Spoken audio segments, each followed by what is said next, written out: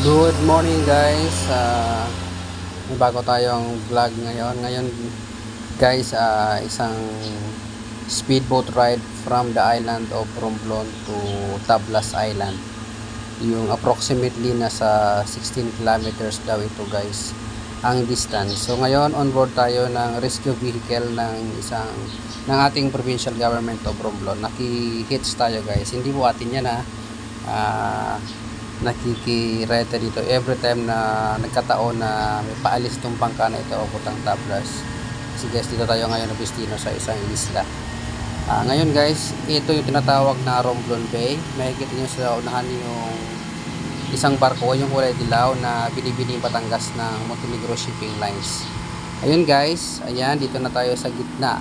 Guys, ang tawag dito sa dagat na ito is Romblon Passage. Okay?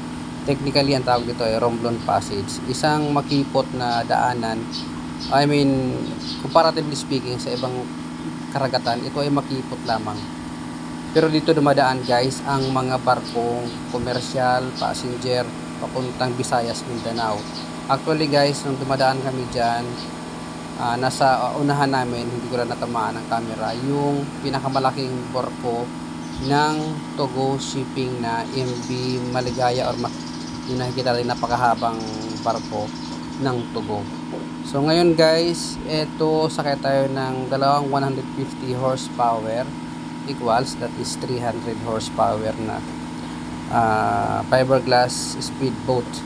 Ito guys, ginagamit dito ng provincial government sa mga rescue operation at saka iba pang mga operational functions ng provincial government ng Romblon. Pero pinakahala dito guys, ito ay tinatawag din na sea ambulance kung minsan, dahil napakabilis ito guys.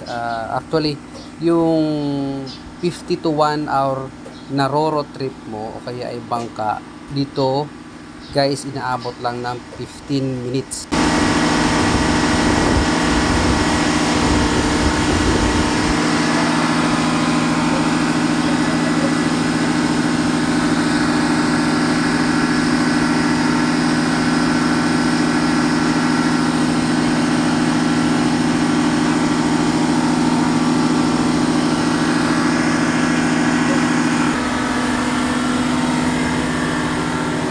So ayan guys, in almost 15 minutes nasa gitna na kami ng San Agustin Bay.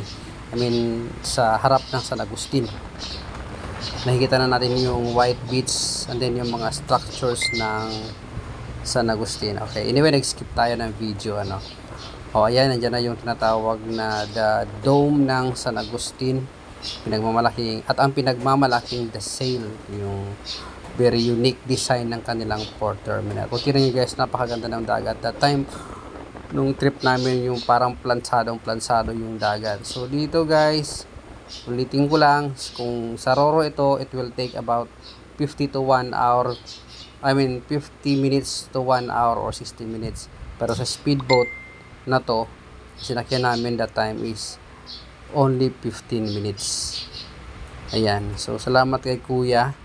Nakabalik na naman tayo ng Tablas for rest after duty. So, pero bago tayo magtapos guys, meron tayong mapanooring video. Ayan guys, yung early morning shot ko, kuha ko sa Star Horse 11 yata. Kasi maraming barko ang Star Horse na flying Lucena, Bantun, San Agustin, Sibuyan, and Romblon and Sibuyan, so, vice versa. So yun guys, araw-araw po yan